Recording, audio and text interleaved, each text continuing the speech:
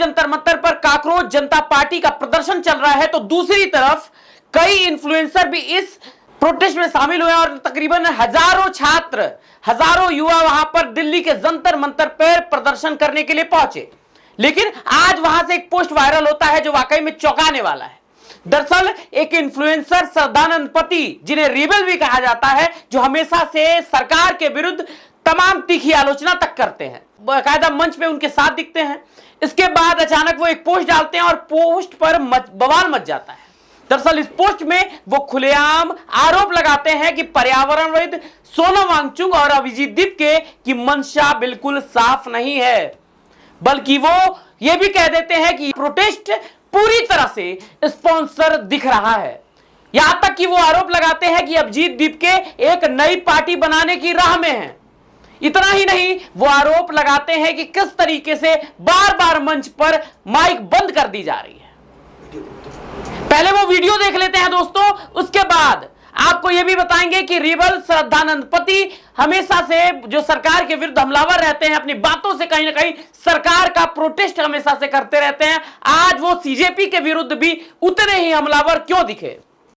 जिस सोनम वांगचुक के लिए हम लोग लद्दाख गए लड़ने, बराबर उनके हर मुद्दे पे लड़े, वही सोनम वांगचुक और यही दीपके आज स्टेज पे माइक को बंद कर देते हैं और सुनिए, कहते हैं अभी नहीं अभी नहीं।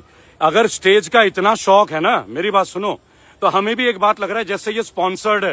क्लियर बोलूंगा और मैं चौड़े में एक बात बोलता हूं, गटर के कीड़े हो गए तुम लोग हो गए कॉकरोच, हम लोग नहीं है। कोई भारतीय कॉकरोच नहीं है।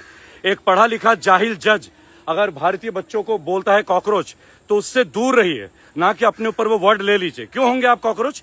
क्यों होंगे आप? जवाब देने का लहजा और तरीका सुधारिए। और ये जो लोग आए हैं ना, एक और पॉलिटिकल पार्टी फॉर्मेशन के लिए आए। मैं आज क्लियर बोलूंगा आपको, मैं अभी वहीं निकला, मैं स्टेज पे भी गया, तब सोनम को हमें अच्छा लगता था। आज सोनम के चेहरे के एक्सप्रेशन देखे मैंने वांगचुक जी के, तो सोनम वांगचुक जी मेरी बात सुनिए, बहुत सारी बातें मैं खुल के बोलूंगा। ये बात जेन्युइन नहीं थी आपकी, बिल्कुल जेन्युइन नहीं थी। माइक क्यों बंद कर दिया था? हमने तो हमेशा आपको समर्थन दिया। लद्दाख में जाके सोनम वांगचुक को कब सपोर्ट नहीं दिया हम लोगों ने? हमेशा सपोर्ट दिया उनको, बराबर। बड़ा दुख होता है मुझे एक बात देख के, माइक बंद कर दिया आपने। मैंने केवल इतना ही तो बोला कि धर्मेंद्र प्रधान के घर या उनका ऑफिस में चलिए, वहां चल के हम लोग सत्याग्रह करते हैं, 10 लोग भूख हड़ताल करते हैं। ये भी बुरा लग गया आप लोगों को। और दीपके भाई, तुम्हारा पॉलिटिकल एजेंडा कभी पूरा नहीं होगा, कभी नहीं होगा। मेरी बात सुनो, जानते हो क्यों? नीट मुद्दा होता ना, तो नीट के जो बच्चे गुजरे हैं, जो सुसाइड किए हैं, उनके पेरेंट्स को लेके आते हैं ना तुम स्टेज पे, तो तुमने अपने चेले चपाटे खड़े कर दिए।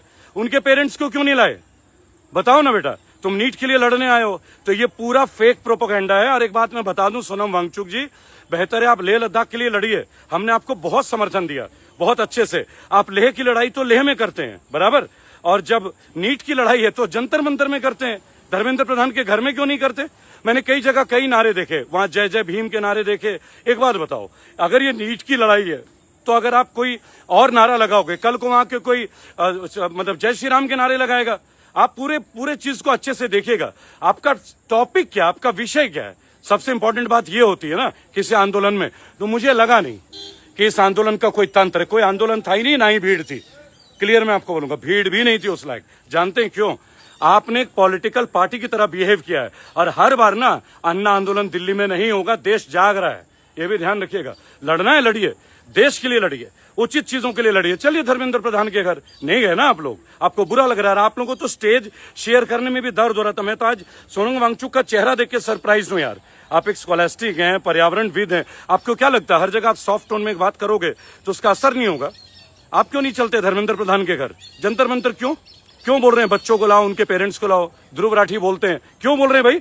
ध्रुव राठी अपने माँ बाप को लेके आ गया। अभिजीत दीपके का माँ बाप सब यहाँ पे था। इनके भी पोल खोलेंगे। एक बात आज आपको बता रहा हूं, ये लड़ाई नीट के लिए है। नीट के उन 15 बच्चों के लिए जो सुसाइड कर 22 लाख बच्चे जिनका एग्जाम कैंसिल हुआ है, ये लड़ाई उन तक सीमित होनी चाहिए, ना कि सुन गंदी नाली का कीड़ा होता है कॉकरोच, गटर का पैदाइश होता है कॉकरोच। हम वीर भारतीय हैं, हम कोई गटर के पैदाइश नहीं है, समझे? वंदे मातरम, जागिए और फेक आंदोलन से दूर रहिए। वंदे मातरम। कर आप तुरंत समझ गए होंगे कि जो श्रद्धानंद पति, जिन्हें रिबल फाउंडेशन का फाउंडर भी कहा जाता है, वो अचानक इतने जो समर्थन करते थे सीजेपी का, कांग्रेस जनता पार्टी का, वो आज इतने बदले बदले से क्यों लगे रहे थे? हालांकि थोड़ी देर पहले जब प्रोटेस्ट हुआ था तो बकायदा मंच पर दिख भी रहे थे, लेकिन अचानक ऐसा क्या हुआ कि वही रिबेल इसका खुला विरोध कर रहे हैं। यहां तक कि वो अपना दूसरा वीडियो भी डालते हैं जिसमें वो साफ आरोप लगाते हैं कि किस तरीके से अगर आप नीट की मांग को लेकर, नीट की परीक्षा की मांग को लेकर उन बकायदा जो छात्र आत्महत्या करने को मजबूर हुए उनका समर्थन करने के लिए आप अगर ये प्रोटेस्ट कर रहे हैं तो आप उनके माता पिता को यहां पर क्यों नहीं लाए? ये तमाम सवाल वो वीडियो में उठाते हुए दिख रहे हैं। ये वीडियो सोनम वांगचुक आपके लिए, अभिजीत दीपके आपके लिए और सो कॉल्ड आपकी पार्टी के लिए। मैं इस वक्त जंतर मंतर में हूँ, देखिए हर जगह, राइट।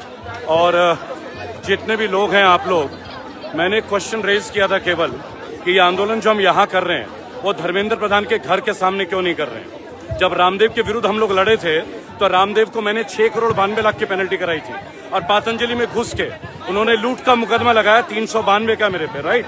आप ये जंतर मंतर में क्यों कर रहे हैं? आपको कौन चीज है जो रोक रहा है? अगर धर्मेंद्र प्रधान का इस्तीफा चाहिए तो ना तो ये शिक्षा मंत्रालय है और ना ही उनका रेजिडेंस है। आइए या तो शिक्षा मंत्रालय के आगे धरना देते हैं, सत्याग्रह करते हैं, आमरण अनशन भी करते हैं। सोनम भाई, आपके साथ तो मैं बहुत लंबे टाइम से जुड़ा हुआ हूँ। आपकी भूख हड़ताल तोड़वाई थी हम लोगों ने, याद होगा आपको। जोधपुर जेल में जब आप गए थे ना, आपके निकलने के एक दिन पहले आपकी पत्नी गीतांजलि जी मेरे से मिलने दिल्ली आई थी, राइट। और मैंने उनको कुछ रास्ते भी बताए थे, राइट।